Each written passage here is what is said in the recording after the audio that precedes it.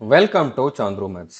Indian army civilian ரெக்ரூட்மெண்ட்டுக்கான application எப்படி நம்ம ஃபில் பண்ணலாம், அதை வந்து எப்படி சென்ட் பண்ணணும் அப்படிங்கிறத பார்க்க போகிறோம். ஓகே, இதில் டோட்டலாக 194 வேகன்சிஸ் இருக்குது. இந்த ரெக்ரூட்மெண்ட்டுக்கான A to Z information already provide பண்ணிட்டேன். இதில் LDC, ஃபயர்மேன், குக் இந்த மாதிரி நிறையா போஸ்ட் இருக்குது. ஒவ்வொரு போஸ்ட்டுக்கு என்ன எஜுகேஷன் குவாலிஃபிகேஷன், ஏஜ் லிமிட், அதுக்கப்புறம் எக்ஸாம் பேட்டர்ன் எப்படி இருக்கும், எக்ஸாமுக்கு எங்கே படிக்கணும் அப்படிங்கக்கூடிய எல்லா டீட்டெயிலுமே நான் ஆல்ரெடி ப்ரொவைட் பண்ணிட்டேன். இந்த வீடியோக்கான லிங்க் வந்து நான் டிஸ்கிரிப்ஷனில் கொடுத்துருக்கேன். ஓகே, அந்த A to Z இன்ஃபர்மேஷன் வீடியோக்கான லிங்க், அதை பார்க்காதவங்க பார்த்துட்டு உங்களுக்கு எலிஜிபிலிட்டி இருக்குது அப்படின்னா நீங்கள் ஏதாச்சும் ஒரு போஸ்ட்டுக்கு ஏதாச்சும் ஒரு யூனிட்டுக்கு மட்டும்தான் அப்ளை பண்ண முடியும். ஓகே, ஏன்னா இதில் வந்து ஆஃப்லைனில் தான் நீங்கள் அனுப்பணும். அப்ளிகேஷன் வந்து நீங்கள் ஃபில் பண்ணி தான் அனுப்பணும். நீங்கள் பாட்டுக்கு எல்லா போஸ்ட்டுக்கும் எல்லா யூனிட்டுக்கும் வந்து அனுப்பிடக்கூடாது. ஏதாச்சும் ஒரு போஸ்ட்டுக்கு ஒரே ஒரு அப்ளிகேஷன் மட்டும்தான் நீங்கள் வந்து அனுப்புகிற மாதிரி இருக்கும். ஓகே, ஸோ நீங்கள் வந்து தெளிவாக பார்த்துட்டு உங்களுக்கு எந்த போஸ்ட்டுக்கு சூட்டபுளாக இருக்குதோ அதுக்கு வந்து நீங்கள் அப்ளை பண்ணுங்கள். ஓகே, இப்போ அஃபிஷியல் நோட்டிஃபிகேஷனுக்கான PDF, அதுக்கப்புறம் வந்து பார்த்தீங்கன்னா இந்த அப்ளிகேஷன் ஃபார்முக்கான PDF ரெண்டுமே வந்து சந்துரு மேத்ஸ் அஃபிஷியல் டெலகிராம் சேனலில் நான் ப்ரொவைட் பண்ணியிருக்கேன்.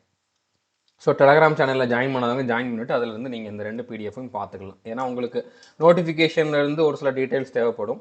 அடுத்து இந்த அப்ளிகேஷன் ஃபார்ம் வந்து நீங்கள் டேரெக்டாக பிரிண்ட் அவுட் எடுத்து ஃபில் பண்ணுறதுக்கு தேவைப்படும். ஓகே, நான் டிஸ்கிரிப்ஷனில் இதோட லிங்க் கொடுத்துட்றேன். ஓகே, டேரெக்டாக இந்த ஃபார்மோட லிங்க் கொடுத்துட்றேன். அதை கிளிக் பண்ணிங்கன்னா உங்களுக்கு டெலகிராம் சேனல் தான் ஓப்பன் ஆகும். அதில் நீங்கள் இந்த PDF வந்து எடுத்துக்கலாம். ஓகே, ஸோ இப்போ ஒவ்வொரு போஸ்ட்டை பற்றி நான் ஆல்ரெடி சொல்லியிருக்கேன்.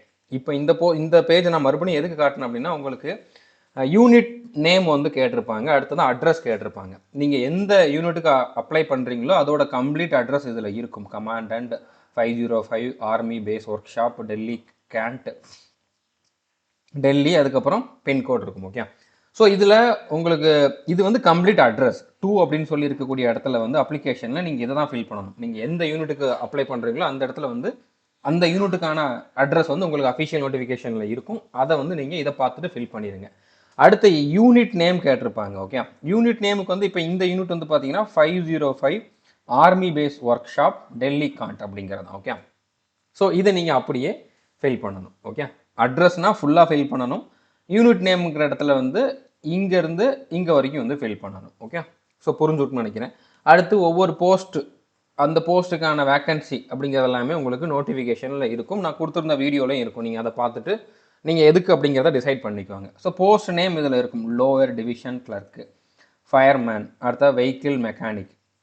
ஓகே, ஸோ இந்த மாதிரி நீங்கள் எந்த போஸ்ட்டுக்கு அப்ளை பண்ணுறீங்களோ அந்த போஸ்ட் நேம் என்ன அப்படிங்கிறத தெளிவாக நோட் பண்ணிக்கோங்க. இப்போ ஃபிட்டர் ஸ்கில்டு, வெல்டர் ஸ்கில்டு அப்படிங்கிற மாதிரி அந்த போஸ்ட் நேமையும் நீங்கள் நோட் பண்ணிக்கோங்க. ஏன்னா இதெல்லாம் நீங்கள் அப்ளிகேஷன் ஃபார்மில் ஃபில் பண்ணணும். அதுக்காக தான் நான் சொல்கிறேன். ஓகே, இப்போ நீங்கள் வந்து இப்போ உங்களுக்கு சவுத் சைடில் போஸ்டிங் வேணும் அப்படின்னு நினச்சிங்க அப்படின்னா இந்த யூனிட்டுக்கு வந்து நீங்கள் அப்ளை பண்ணுங்கள். ஓகே, ஸோ இது இல்லை, இந்த யூனிட். ஓகே, பெங்களூர் இங்கே இருக்குது. So commandant 515 army base workshop, Ulsoor, Bangalore, Karnataka 560008 அப்படிங்கிறது தான் அட்ரஸ். ஸோ யூனிட் வந்து பார்த்தீங்கன்னா 515 army base workshop, Ulsoor அப்படிங்கிறது. ஓகே, இதை வந்து கொடுங்க. பெங்களூர் வரைக்கும் கூட நீங்கள் எழுதிக்கலாம், ஒன்றும் பிரச்சனை இல்லை. ஸோ இதில் உங்களுக்கு என்னென்ன போஸ்ட் இருக்குது, எவ்வளோ வேக்கன்சி இருக்குது அப்படிங்கிறத கொடுத்துருக்கேன். நீங்கள் பார்த்துக்கலாம். இதில் எந்த போஸ்ட்டு வேணாலும் நீங்கள் வந்து அப்ளை பண்ணிக்கலாம். ஓகே, இப்போ இந்த அப்ளிகேஷன் ஃபார்ம் வந்து நீங்கள் இப்படியே பிரிண்ட் அவுட் எடுத்துக்கோங்க. நீங்கள் டைப் பண்ணுறதா இருந்தாலும் பண்ணலாம், இல்லை இப்படியே பிரிண்ட் அவுட் எடுத்து ஃபில் பண்ணுறதா இருந்தாலும் பண்ணலாம். ஓகே, ஸோ ஃபஸ்ட்டு எடுத்தோடனே 2ங்கிற இடத்துல நான் சொன்னல அட்ரஸ், அந்த அட்ரஸை வந்து அப்படியே எழுதிடுங்க இந்த இடத்துல. ஓகே, இப்போ ஃபார் எக்ஸாம்பிள் நீங்கள் வந்து பெங்களூரில் இருக்கக்கூடிய இந்த யூனிட்டுக்கு அப்ளை பண்ணுறீங்கன்னா இந்த இதை அப்படியே நீங்கள் எழுதணும். ஓகே, கமாண்டன்ட் 515 ஆர்மி பேஸ் அப்படிங்கிறது வந்து இதில் அப்படியே எழுதிடணும். அடுத்து உங்களோட ரீசன்ட் பாஸ்போர்ட் சைஸ் ஃபோட்டோ வந்து இந்த இடத்துல வந்து நீங்கள் ஒட்டிடணும். ஓகே, எந்த போஸ்ட்டுக்கு அப்ளை பண்ணுறீங்க அப்படிங்கிற போஸ்ட் நேம் வந்து இங்கே எழுதணும். ஓகே, இப்போ LDC இல்லைனா ஃபயர்மேன் அப்படின்னா இங்கே இருக்குது ஃபயர்மேன் அப்படிங்கக்கூடிய ஸ்பெல்லிங் அப்படியே நீங்கள் இதில் வந்து எழுதணும். ஓகே, இந்த இடத்துல வந்து பார்த்தீங்கன்னா நீங்கள் சர்க்கிள்லாம் எதுவும் போட வேண்டாம், ஸ்கொயர்லாம் எதுவும் போட வேண்டாம், இந்த மாதிரி எழுதிருங்க. ஓகே, ஃபயர்மேன் அப்படிங்கிற மாதிரி எழுதிருங்க. ஸோ யூனிட் அப்படிங்கிற இடத்துல இப்போ நீங்கள் வந்து பெங்களூர் யூனிட்டுக்கு பண்ணுறீங்க அப்படின்னா 515 ஆர்மி பேஸ் ஒர்க் ஷாப் இவ்வளோ போட்டாலே போதும். இல்லை இடம் இருக்குதுன்னா நீங்கள் உல்சூர், பெங்களூர் ஃபுல்லாகவே கூட எழுதிக்கலாம். ஓகே, அடுத்து உங்களோட நேம் வந்து கேபிட்டல் லெட்டரில் எழுதணும் இந்த மாதிரி. ஓகே, ஸோ உங்களோட நேம் வந்து 10th மார்க் ஷீட்டில் எப்படி இருக்குதோ அதே மாதிரி கேபிட்டல் லெட்டரில் எழுதிருங்க. அடுத்து மற்றதெல்லாம் ஸ்மால் லெட்டரில் எழுதலாம், பிரச்சனை இல்லை. ஓகே, இது வந்து நீங்கள் ப்ளூ இங்கிட்டோ பிளாக் இங்கிட்டோ ஃபில் பண்ணுங்கள். ஓகே, ஸோ அடுத்து ஃபாதர் நேம் இல்லைனா ஹஸ்பண்ட் நேம். ஓகே, ஸோ நீங்கள் வந்து ஃபீமேல் கேண்டிடேட், உங்களுக்கு வந்து மேரேஜ் ஆயிடுச்சு அப்படின்னா நீங்கள் ஹஸ்பண்ட் நேம் எழுதலாம், இல்லை ஃபாதர் நேம் எழுதினாலும் எழுதலாம். ஓகே, உங்களோட அப்பா பேர் என்னவோ அதை வந்து இங்கே இங்கே வந்து நீங்கள் ஃபில் பண்ணிடுங்க. ஓகே, அடுத்து மதர் நேம் வந்து இங்கே ஃபில் பண்ணுங்கள். உங்களோட டேட் ஆஃப் பர்த் என்னவோ இதில் வந்து ஃபில் பண்ணுங்கள். ஓகே, இந்த மாதிரி வந்து உங்களோட டேட் ஆஃப் பர்த், அதாவது டேட்டு, மந்த்து, அடுத்து இயர், இந்த மாதிரி வந்து ஃபில் பண்ணுங்கள். அடுத்து உங்களோட ஏஜில் இயர்ஸு, மந்த்து, டேஸ்லாம் கேட்குறாங்க. இது நீங்கள் மேனுவலாக கால்குலேட் பண்ணுறது கொஞ்சம் கஷ்டம்.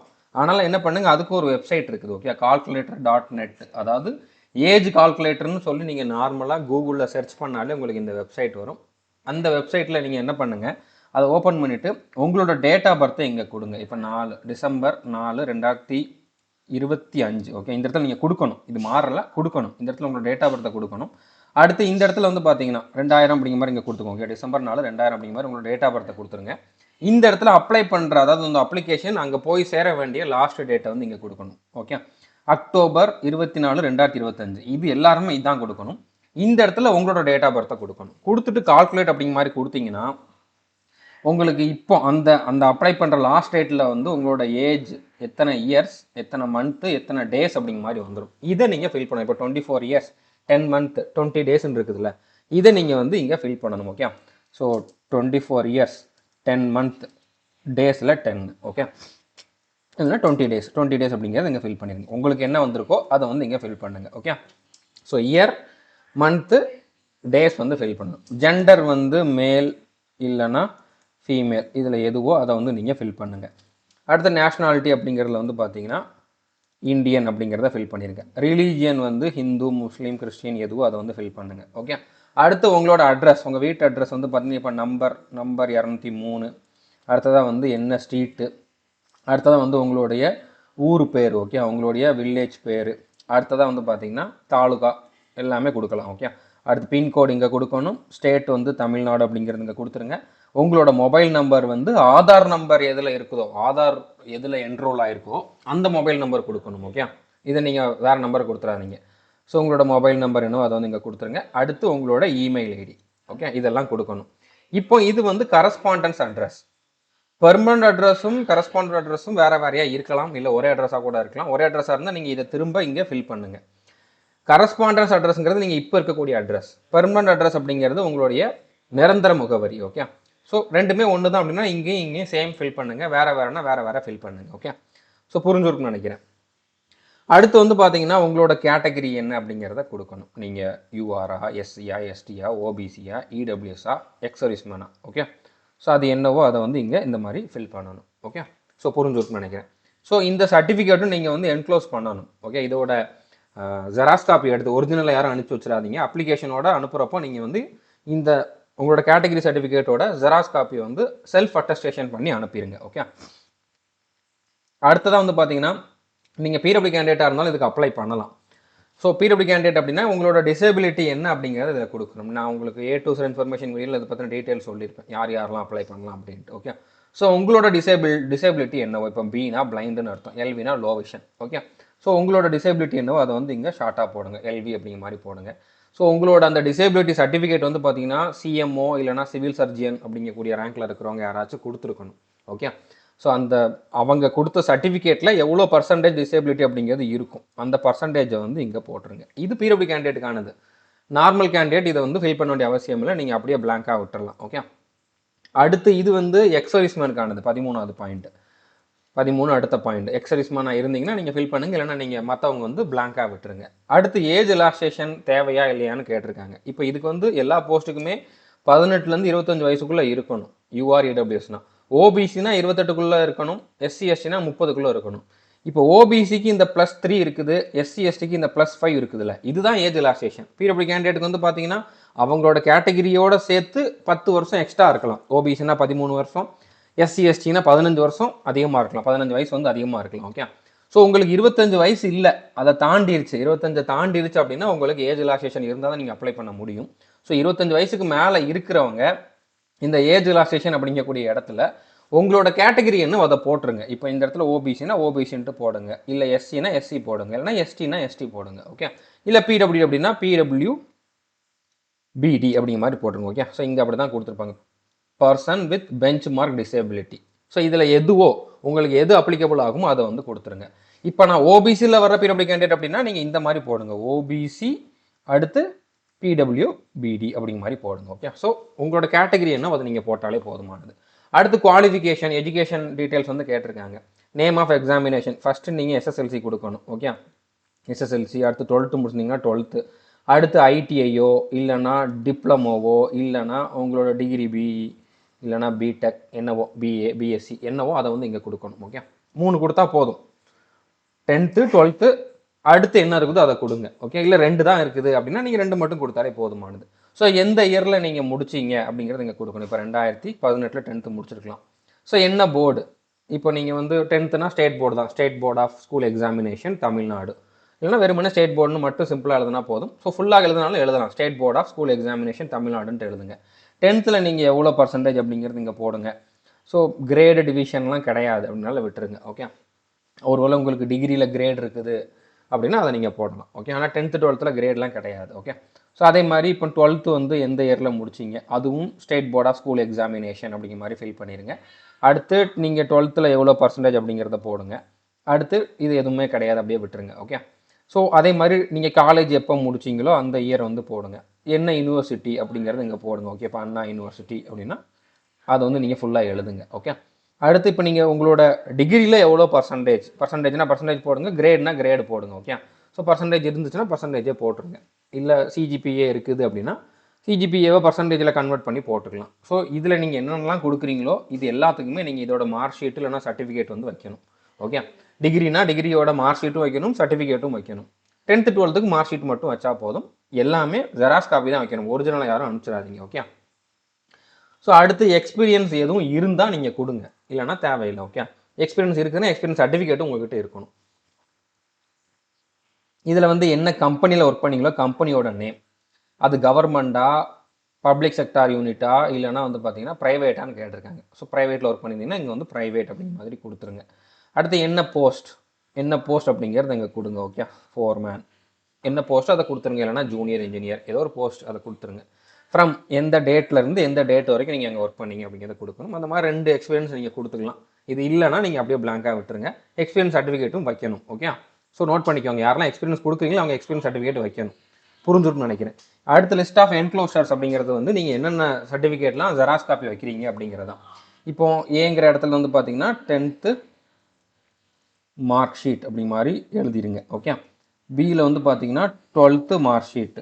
அடுத்து இங்கே வந்து பார்த்தீங்கன்னா டிகிரி சர்டிஃபிகேட், அடுத்து டிகிரி மார்க் ஷீட். ஓகே, அடுத்ததாக வந்து பார்த்தீங்கன்னா டிகிரி கன்சால்டேட்டட் மார்க் ஷீட் மட்டும் வச்சா போதும். அடுத்து உங்களோட ஓபிசி இல்லைனா எஸ்சி எஸ்டி சர்டிஃபிகேட், இவ்வளோ வச்சா போதுமானது. இதை விட தாண்டி வைக்கிறீங்கன்னா இவங்க இவ்வளோ தான் கொடுத்துருக்காங்க.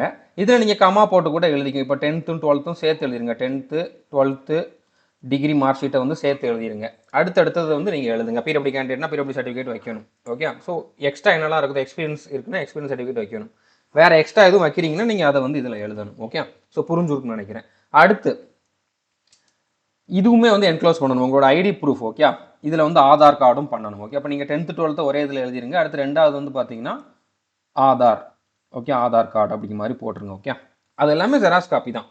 இதில் நீங்கள் எதெல்லாம் எழுதுறீங்களோ அதெல்லாம் வைக்கணும். Aadhaar card, PAN card, driving licence எதெல்லாம் வைக்கிறீங்களோ அதெல்லாம் எழுதணும். ஸோ ஆதார் நம்பர் எழுதணும், பேன் கார்டு இருந்துச்சுன்னா பேன் நம்பர் எழுதுங்க, டிரைவிங் லைசன்ஸ் இருக்குன்னா லைசன்ஸ் நம்பர் எழுதுங்க, பாஸ்போர்ட் இருக்குன்னா பாஸ்போர்ட் நம்பர் எழுதுங்க. ஓகே, ஸோ அடுத்து இந்த இடத்துல வந்து பார்த்தீங்கன்னா there is no criminal proceedings pending condemned or held against me, எல்லாமே சேம் தான், அப்படியே நீங்கள் விட்டுருங்க. இதில் எதுவுமே நீங்கள் வந்து எதுவும் பண்ண வேண்டாம். பிளேஸுங்கிற இடத்துல உங்களோட ஊர் பேரை வந்து எழுதுங்க. ஓகே, உங்களோட ஊர் பேர் என்னவோ அதை வந்து இங்கே எழுதுங்க. ஓகே, ஊர் பேர் என்னவோ அதை எழுதிடுங்க. அடுத்து என்ன டேட்டில் நீங்கள் அப்ளை பண்ணுறீங்களோ அந்த டேட்டு வந்து நீங்கள் எழுதுங்க. ஓகே, அடுத்து உங்களோட சிக்னேச்சர் என்ன வருமோ அதை வந்து இங்கே போட்டுருங்க. ஓகே, ஸோ புரிஞ்சுருக்குன்னு நினைக்கிறேன். அடுத்து என்னென்னலாம் என்க்ளோஷன் இருக்கணும் அப்படிங்கிறத நான் பின்னால் சொல்கிறேன். ஓகே, நீங்கள் உள்ளே வேறு என்னெல்லாம் வைக்கணும் அப்படின்ட்டு சொல்கிறேன். ஸோ அடுத்து இதிலே கீழே வந்து பார்த்தீங்கன்னா அட்மிட் கார்டுமே நீங்கள் தான் ஃபில் பண்ணி கொடுக்குற மாதிரி இருக்கும். கடைசியில் அவங்க வந்து அதில் கீழே ஃபில் பண்ணிவிட்டு டேட் என்னென்னு அப்படிங்கிறத கொடுத்துட்டு சைன் போட்டு உங்களுக்கு திருப்பி அனுப்பி வைப்பாங்க. நீங்கள் முன்னாலே நீங்கள் தான் ஃபில் பண்ணி அனுப்பணும். ஓகே, ஸோ இதில் உங்களுடைய ரீசன்ட் பாஸ்போர்ட் சைஸ் ஃபோட்டோ ஓட்டிடணும். அடுத்ததான் வந்து பார்த்தீங்கன்னா நீங்கள் எந்த போஸ்ட்டுக்கு அப்ளை பண்ணுறீங்க அப்படிங்கிறத இங்கே ஃபுல்லாக எழுதணும். லோவர் டிவிஷனல் கிளர்க் இல்லைனா ஃபயர்மேன் அப்படிங்கிற மாதிரி அந்த போஸ்ட் நேமை ஃபுல்லாக எழுதுங்க. என்ன யூனிட் நேம் மேலே என்ன எழுதுனீங்களோ அதே தான் இங்கே வந்து எழுதணும். ஓகே, உங்களோட பேர் வந்து கேபிட்டல் லெட்டரில் நீங்கள் வந்து இங்கே எழுதணும். ஓகே, அடுத்து டேட் ஆஃப் பர்த் என்னவோ அதை வந்து இங்கே எழுதுங்க. ஓகே. அடுத்து உங்களோட ஜெண்டர் என்ன அப்படிங்கிறத இங்கே எழுதுங்க. அடுத்து மதர் நேம் என்ன அப்படிங்கிறது இங்கே எழுதுங்க. ஃபாதர் நேம் என்ன, ஹஸ்பண்ட் நேம் என்ன அப்படிங்கிறது இங்கே எழுதுங்க. ஓகே. இதெல்லாம் நீங்களே ஃபில் பண்ணி அனுப்பணும். கேட்டகரி அப்ளைடு ஃபார் ஓபிசியா எஸ்சி எஸ்டி அப்படிங்கிறத வந்து இங்கே போடணும். ஓகே. இல்லைனா வேறு என்ன கேட்டகரி அதை வந்து போட்டுருங்க. அடுத்த அட்ரஸ், இந்த அட்ரஸ் நீங்கள் கரெக்டாக எழுதுங்க. ஓகே. இந்த அட்ரஸுக்கு தான் உங்களுக்கு அட்மிட் கார்டு வரும். ஸோ உங்களோட ஹவுஸ் நம்பர் என்ன அப்படிங்கிறத போடுங்க. அடுத்து ஸ்ட்ரீட் நேம் என்ன அப்படிங்கிறத எழுதுங்க. வில்லேஜ் பேர் என்ன அப்படிங்கிறத இங்கே எழுதுங்க. ஓகே. அடுத்து போஸ்ட் ஆஃபீஸ் என்னவோ அதை வந்து நீங்கள் எழுதுங்க. ஓகே. அடுத்து என்ன தாலுகாவோ அதை வந்து எழுதுங்க. ஓகே. அடுத்து டிஸ்ட்ரிக்ட் என்னவோ அதை வந்து நீங்கள் இங்கே எழுதுங்க. ஓகேவா?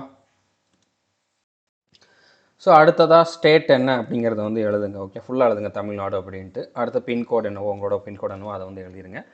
ஸோ மொபைல் நம்பர், ஆல்ரெடி நீங்கள் கொடுத்த மொபைல் நம்பர், இமெயில் ஐடி எழுதுங்க. இது எல்லாமே வந்து அவங்க ஃபில் பண்ணி உங்களுக்கு அனுப்பி வைப்பாங்க. ஓகே. இதில் நீங்கள் எதுவுமே பண்ண வேண்டாம். ஸோ இதில் முக்கியமாக நீங்கள் கவனிக்க வேண்டியது வந்து பார்த்திங்கன்னா உங்களுக்கான எக்ஸாம் டேட்டு, அடுத்ததாக வந்து பார்த்திங்கன்னா ரிப்போர்ட்டிங் டைமு. ஓகே. இது மெயின். ஓகே. அடுத்து எந்த இடத்துல வந்து உங்களுக்கு எக்ஸாம் இருக்கும், நீங்கள் எந்த அட்ரஸுக்கு அப்ளை பண்ணுறீங்களோ அங்கே தான் உங்களுக்கு எக்ஸாம் இருக்கும். ஓகே. அதில் எதுவும் மாறாது. Okay. Biometric and document verification reporting டைம்னு கொடுத்துருக்காங்க. ரிட்டன் டெஸ்ட்டு டேட்டு ரிப்போர்ட்டிங் டைம்னு கொடுத்துருக்காங்க. ஓகே. ஸோ அப்போ இங்கேயுமே ஒரு டேட் இருக்கும், இங்கோ ரிப்போர்ட்டிங் டைம் இருக்கும், இங்கோ டேட் இருக்கும், இங்கோ ரிப்போர்ட்டிங் டைம் இருக்கும். ஓகே. ஸோ அப்போ ஃபஸ்ட்டு உங்களுக்கு டாக்குமெண்ட் வெரிஃபிகேஷன் அது ஒரு டைமில் நடக்கும், அது ஒரு டேட்டு டைமில். அடுத்து ரிட்டன் எக்ஸாம் அது ஒரு டேட்டு டைம்லன்னு கொடுத்துருக்காங்க. பட் எனக்கு தெரிஞ்சு மேக்ஸிமம் ரெண்டுமே ஒரே டேட்டில் தான் இருக்கும். பட் ரிப்போர்ட்டிங் டைம் இந்த டைமுக்கு நீங்கள் போயிருங்க. ரிப்போர்ட்டிங் டைம் என்ன கொடுத்துருக்காங்களோ அதுக்கு முன்னாலே வந்து போயிருங்க. ஓகே. ஸோ புரிஞ்சுருக்குன்னு நினைக்கிறேன். 2 டேட்டு டைம் இருக்குது, பார்த்துக்கோங்க. அவங்களுக்கான அட்மிட் கார்டு வர்றப்போ அதில் நீங்கள் வந்து பார்த்துக்கோங்க. ஓகே. ஸோ அடுத்து இந்த இடத்துல டேட் அவங்க தான் போட்டு அனுப்புவாங்க, நீங்கள் எதுவுமே ஃபில் பண்ண வேண்டாம். இந்த இடத்துல வந்து அந்த ஆஃபீஸரோட சைன் இருக்கும், நீங்கள் சைன் போட்டு எதுவும் பண்ணிடாதீங்க. ஓகே. ஸோ புரிஞ்சுருக்குன்னு நினைக்கிறேன். அட்மிட் கார்டில் என்னெல்லாம் ஃபில் பண்ணணும் அப்படிங்கிறத சொல்லிட்டேன். 10 பாயிண்ட் வரைக்கும் தான் நீங்கள் பண்ணணும், அடுத்த பாயிண்டில் அவங்க பண்ணுவாங்க. அடுத்து எக்ஸாமுக்கு நீங்கள் வர்றப்போ உங்களுக்கு அட்மிட் கார்டு வந்திருக்கு, நீங்கள் ஷார்ட் லிஸ்ட் ஆகிங்க அப்படின்னா எக்ஸாமுக்கு நீங்கள் வர்றப்போ என்னெல்லாம் கொண்டு வரணும் அப்படிங்கிறதையும் கொடுத்துருக்காங்க. அதை பற்றி நான் வந்து உங்களுக்கு பின்னால் சொல்கிறேன். ஓகே. இப்போ நீங்கள் அப்ளிகேஷன் எப்படி அனுப்பணும், நான் சொன்ன மாதிரி ஃபில் பண்ணியிருப்பீங்க. ஃபில் பண்ணி சிக்னேச்சர் போட்டு சைன் போட்டு எல்லாமே ரெடி பண்ணியிருப்பீங்க. அடுத்து என்னென்னலாம் அட்டாச் பண்ணணும் அப்படிங்கிறதையும் சொல்கிறேன். அது எல்லாத்தையுமே வந்து பார்த்தீங்கன்னா நீங்கள் இந்த மாதிரி ஒரு பெரிய கவரில், ஒரு A4 சைஸில் இருக்கக்கூடிய ஒரு பெரிய கவரில் வாங்கிக்கோங்க. ஸோ அது எல்லாமே அது உள்ளே வச்சுருங்க. ஓகே. உள்ளே வச்சு ஒட்டிட்டு அதில் டாப்பில் வந்து பார்த்தீங்கன்னா application for the post of அப்படின்னு போட்டுட்டு நீங்கள் என்ன போஸ்ட்டுக்கு அப்ளை பண்ணுறீங்களோ அதை வந்து எழுதிடணும். ஓகே. அதை வந்து எழுதிட்டு உங்களோட அட்ரஸ், ஃப்ரம் அட்ரஸ், நீங்கள் எந்த அட்ரஸ்க்கு அனுப்ப போகிறீங்களோ டு அட்ரஸ் அதெல்லாம் எழுதிட்டு நீங்கள் போஸ்ட் பண்ணிடுங்க. நார்மல் போஸ்ட்டில் தான் பண்ணணும், கொரியர் பண்ணால் எடுத்துக்க மாட்டாங்க. ஓகே. நீங்கள் எஸ்டி கொரியர், ப்ரொஃபஷனல் கொரியரில் அனுப்பலாமான்னு கேட்டிங்கன்னா அந்த மாதிரி கிடையாது. போஸ்ட்லேயுமே நார்மல் போஸ்ட்டில் தான் அனுப்ப சொல்லியிருக்காங்க. அது ஸ்பீட் போஸ்ட்டு கூட அவங்க சொல்லலை, நார்மல் போஸ்ட்டில் தான் அனுப்பணும், ஆர்டினரி போஸ்ட் தான் வந்து சொல்லியிருக்காங்க. ஓகே.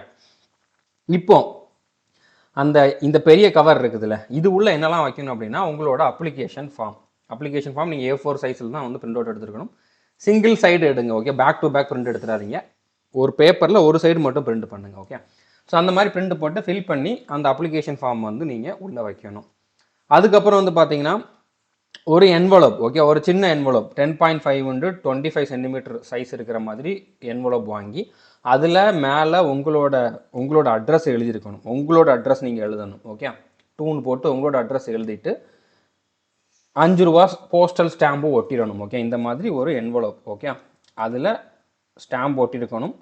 டூன் போட்டுட்டு உங்களோட அட்ரஸ் எழுதிட்டு இதை ஒட்டிடாதீங்க. ஓகே. இது எம்டியாக இருக்கிற மாதிரி ஒரு என்வலப் வந்து அதையும் நீங்கள் அந்த பெரிய கவருக்குள்ளே போடணும். இது எதுக்காக அப்படின்னா இந்த என்வலப்புக்குள்ளே தான் உங்களுக்கான அட்மிட் கார்டை வச்சு அப்படியே ஒட்டி அனுப்பிச்சிடுவாங்க. இந்த அட்ரஸ் நீங்கள் தப்பாக எழுதிருந்தீங்க, உங்கள் அட்ரஸுக்கு பதில் அவங்க அட்ரஸ் எழுதிருந்தீங்கன்னா உங்களுக்கு வராது. ஓகே.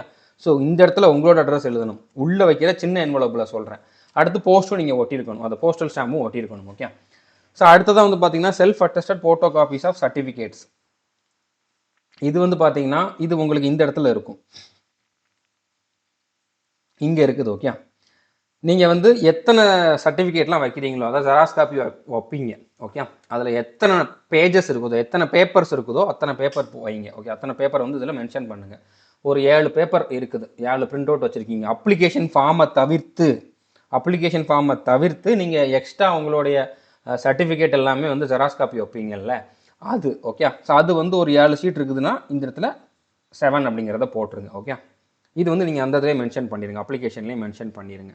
ஓகே, மற்றபடி இதில் தனியாக வேறு எதுவும் வைக்கணும் அப்படிங்கிற மாதிரிலாம் கிடையாது, இதில் மென்ஷன் பண்ணணும். ஓகே, அதுக்கப்புறம் 2 செல்ஃப் அட்டஸ்டட் ஃபோட்டோகிராஃப். நீங்கள் ஆல்ரெடி அட்மிட் கார்டில் ஒரு ஃபோட்டோ ஒட்டுறீங்க, அப்ளிகேஷனில் ஒரு ஃபோட்டோ ஒட்டுறீங்க, அது போக இன்னும் 2 ஃபோட்டோ வந்து நீங்கள் உள்ளே வைக்கணும். வெறும் ஃபோட்டோ வந்து நீங்கள் உள்ளே போடணும் அந்த கவருக்குள்ளே.